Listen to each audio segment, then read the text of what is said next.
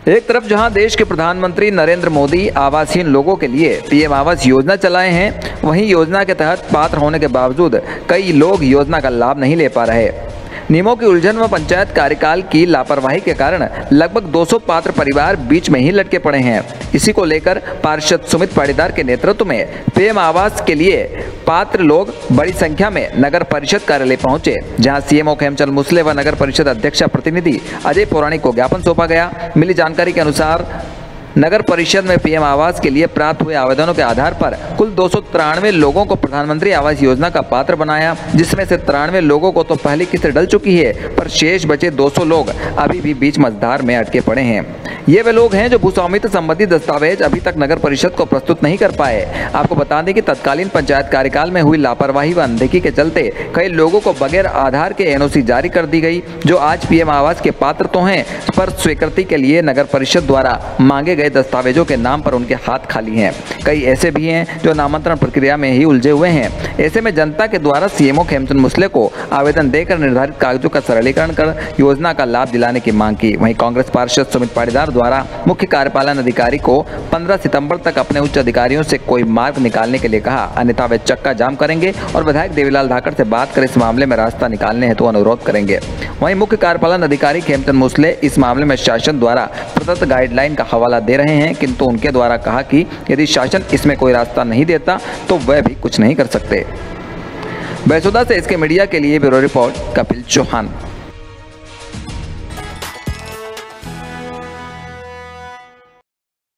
अखिल भारतीय विद्यार्थी परिषद पिड़ावा के कार्यकर्ताओं द्वारा निजी बस संचालकों से परेशान होकर जिला परिवहन अधिकारी व जिला कलेक्टर के नाम उपखंड अधिकारी को ज्ञापन सौंपा।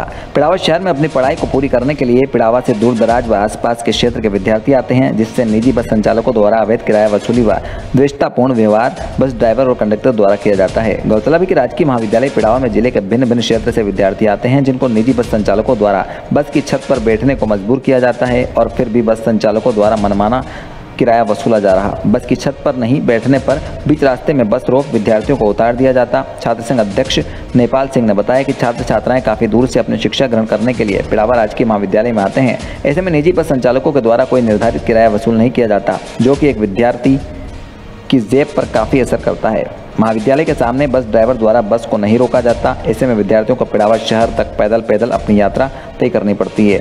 बस संचालकों का रवैया सही नहीं होता तो परिषद के कार्यकर्ता आंदोलन करेंगे और समस्त जिम्मेदारी प्रशासन की होगी। पिड़ावा से इसके मीडिया के लिए रिजवान शेख।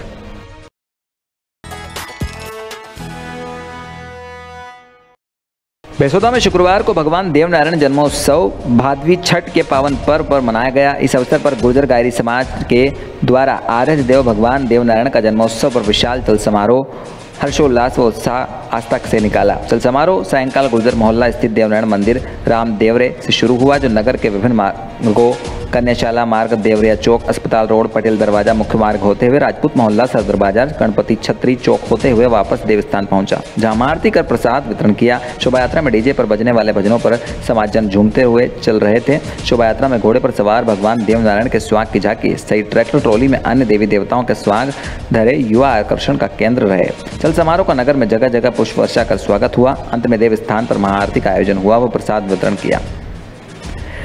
बैसोदा से इसके मीडिया के लिए रामदयाल गुजराती। पर्युषण पर्व की समाप्ति पर शुक्रवार को जैन समाज द्वारा रथ यात्रा निकाली, जिसमें सकल जैन समाज के लोगों ने भाग लिया। रथ यात्रा सुबह बैंडबाजों ढोल नगाड़ों के जैन मंदिर से प्रारंभ हुई, जो नगर के मार्गों से होती हुई ओसवाल दाल मील परिसर पहुंची। रथ यात्रा में भगवान का रथ शरीक था। रास्ते में जगह जगह अक्षत श्रीफल से भगवान को बधाया गया। रथ यात्रा में युवा थिरकते हुए जयकारा करते हुए चल रहे थे। ओसवाल दाल मील परिसर में समापन हुआ। यहाँ भगवान की माता आए 14 स्वप्न की बोलियां लगाई, जिसका श्रद्धालुओं ने लाभ लिया। लाभार्थी परिवार द्वारा स्वप्न के प्रतीक चिन्ह को सिर पर उठाकर मंदिर तक लाए। अंत में सत्यनारायण मंदिर में स्वामी वात्सल का आयोजन किया। चौमला से इसके मीडिया के लिए रमेश मोदी।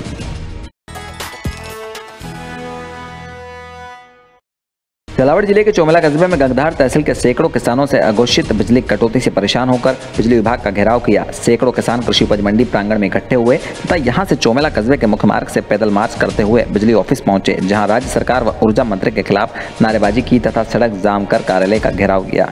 मामले की गंभीरता को देखते हुए उपखंड अधिकारी व पुलिस उपाधीक्षक गंगधार मौके पर पहुंचे तथा किसानों से बातचीत कर ज्ञापन लिया। वहीं किसानों ने बताया कि हिंदू त्योहारों के समय राज्य सरकार लगातार बिजली कटौती कर रही है, जबकि अन्य त्योहारों पर ऐसा नहीं होता है। रात के समय जंगली जानवर और जहरीले कीड़े सांप घरों में घुस जाते हैं, जिसकी वजह से हमें परेशानी हो रही। यदि इसमें सुधार किया जाए तो उपखंड कार्यालय का घेराव किया जाएगा तथा उग्र आंदोलन किया जाएगा।